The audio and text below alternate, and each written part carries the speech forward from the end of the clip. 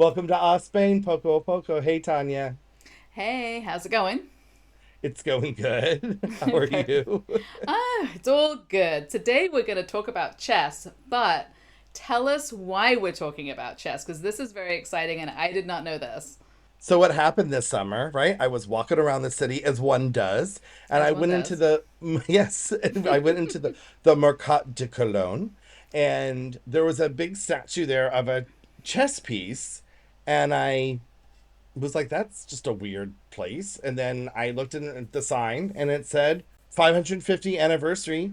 Valencia is the birthplace of modern chess, which I had no idea. So I had to go like home and go on the computer and go to Wikipedia and see, are they lying to me? And I it was going turns to say, out you're like assuming that it's not true and you have to go double check it, which I love. And we want to teach everybody to double check everything you read anywhere, right? exactly. They put a lot of work into these displays, I'm assuming, so they can't be wrong. They can't be wrong, but I have to double check everything. I think you've learned that about me enough Yes. by now. Yeah, we do. Yeah. Everybody should. So I thought that was very exciting. So I guess we could just go right in and tell people what we've learned about chess in Valencia. Absolutely. But tell me quickly, did they have displays of like actual chess things or like what was other than a sign, was there anything else or did you just happen to see a sign? Yeah, there was a big statue of a chess piece. I think it was the queen. I don't Oh, remember. I took a picture of it, so when I do the post for this episode, I'll use that picture. perfect.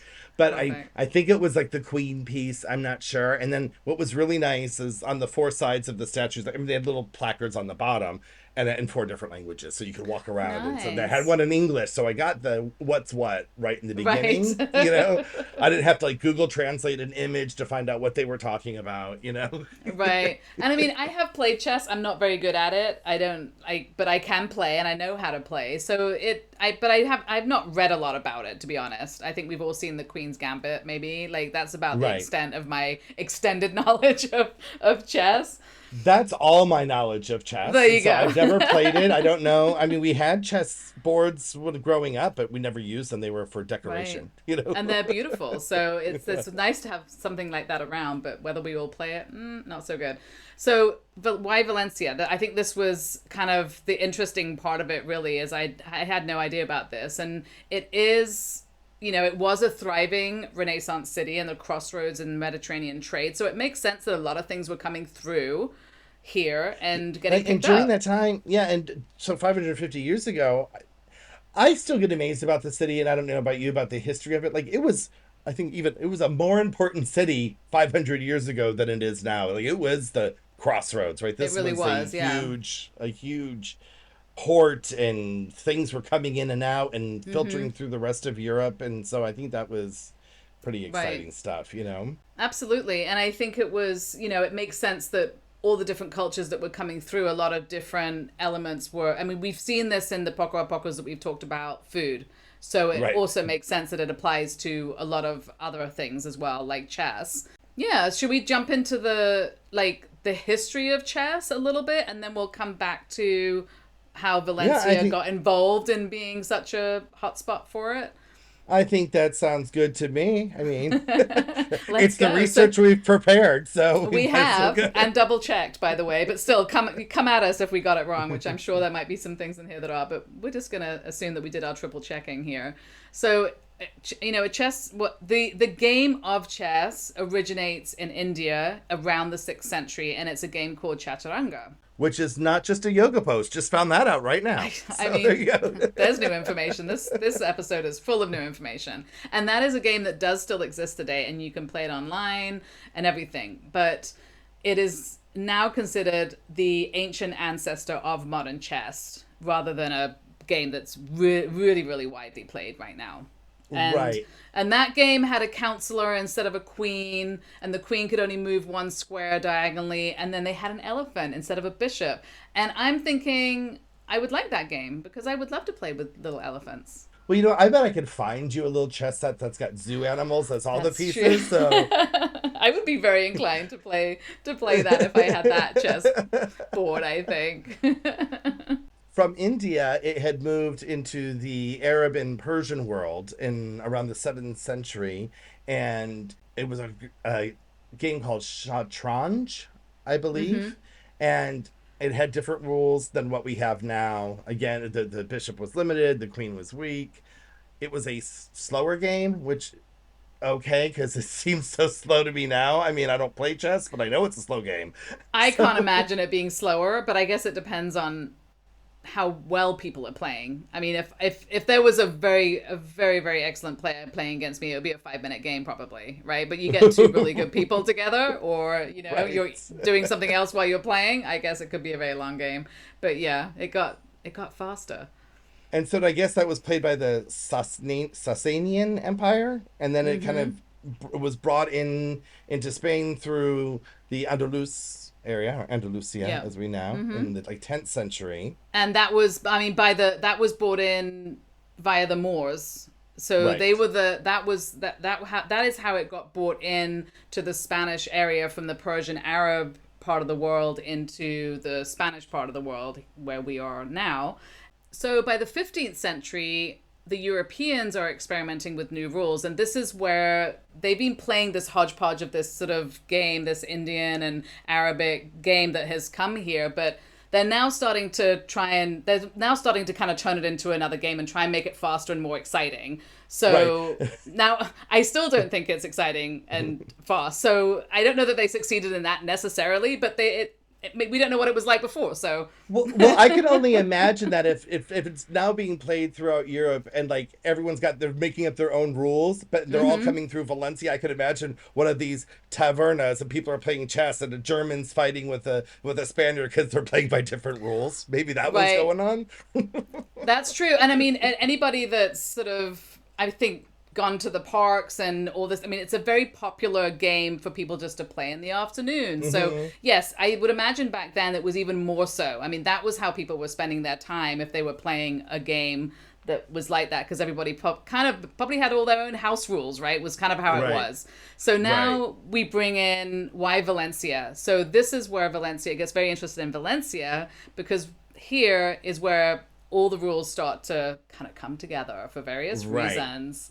So in the late 1400s or the late 15th century, as we had said before, it was a slower game. The rules weren't making sense, but there was three Valencian poets, and I am going to butcher these names, but they're dead now, so it's okay. They can't come and be mad at me. Right.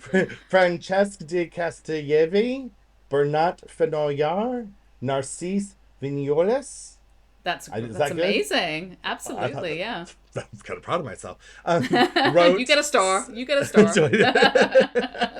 They wrote Sax d'Amor, which means chess of love. So it was kind of a poem that doubles as the record of new chess. So I guess in this story, they're also laying down the rules of chess, which I think is kind of cool. Very right? interesting. We have not read this poem, but that is how we understand it. It wasn't, it was how people are kind of people chess movers, right? Moving around and using chess moves to have a love story, right? And I think Right, that's yeah. maybe we have to go read it at some point. Well, I've only read it in the original Valencian, so it's hard Of to course. translate. Excuse me.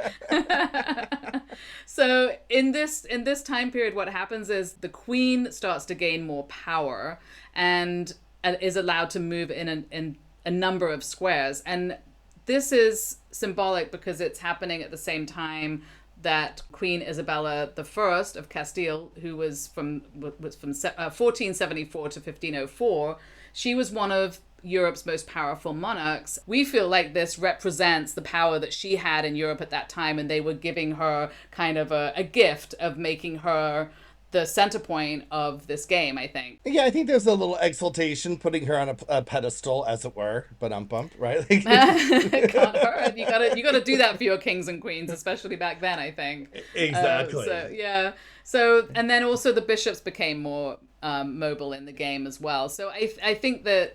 Yeah, and I think, was it not one of the things in the Mercat de Colón that you saw was a big queen piece? Yeah, that's what. And that would have been why. That was why they used Right. that piece versus any other piece on the board, because that is a symbol of the modernization of chess, I think. Right, right. I would agree. I'm not going to fight you on that one. You're so nice today. What's going on? The weather's breaking here, kids. That's Oh, why. that's true. It is, yeah. We are getting our sense of humor back a little. A little bit. But yes, now that so in this they've kind of codified the rules, right? So now it's a faster, sharper game, kind of reflective of also how life is becoming. There's more technology coming, and the big technology being the printing press, which Valencia was one of the first cities to adopt it. So they kind of like this poem got printed, sent out, and everyone kind of, I'm assuming, just kind of took it as these are the rules, and Valencia had Right. the printing presses to send it out and say, here you go, right? So also with the printing press, what was interesting is they also printed in 1495 a book which was the rules. It was the first chess treatise, and it was by Francesc Vicent, and I don't think we want to name it. It's the Libre dels Jocs Partits del Sach en Nombre de Cien. I don't know what language that 100 should be in, because I'm not quite sure what language it says. It's I probably think that's Valenciano. Valenciano. So, Yeah. so I'm Ancient not going to Valenciano. pretend that we know how to do any of that. But that was the name of this really concise named book. So this is really explains how Valencia became the center of how the old chess transforms into modern chess, which I think is very interesting. And it includes, just being at the center of all of the movement of people back and forth and games from different parts of the world and printing presses. Right. And we'll do another episode, but there was also the center of like the silk trade going on here, so there was merchants coming back and forth at that time, and all of that. So it's like really exciting. But now it's the 550th anniversary. They love to party here. They love to celebrate. They do. Yes. So around the city, so I had found out that they have the ladies, they're called, all over in different places in the train station and in other parts of the city. So the people know this is to remind the citizens that this is all happening.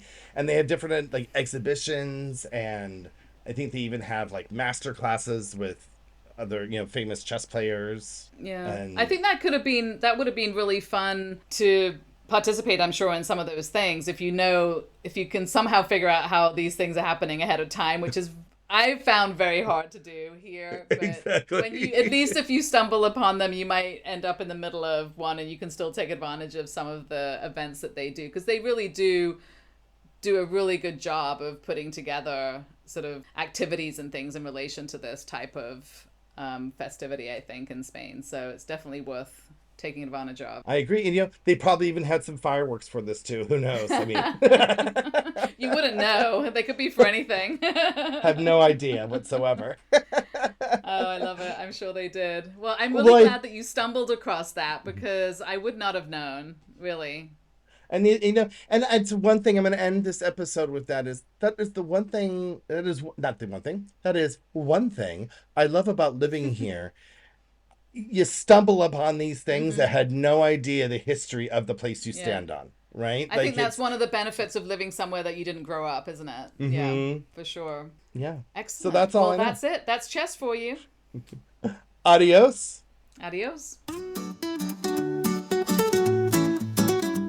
Thank you for listening to AH Spain Poco. Since you love us so much, please do go on to our social media and follow us and like us and subscribe where you're listening, because it really does help us to grow and stick around and do what we are very much enjoying doing. And, give us a shout out on the social medias. Give us a comment on what you would like to hear us talk about. I mean, we like to hear ourselves speak, but we do want to make this, informative for our listeners. Absolutely, yeah. You can comment on one of our posts, or you can send us a message through our Spain Facebook page or Instagram. So we would love to hear from you.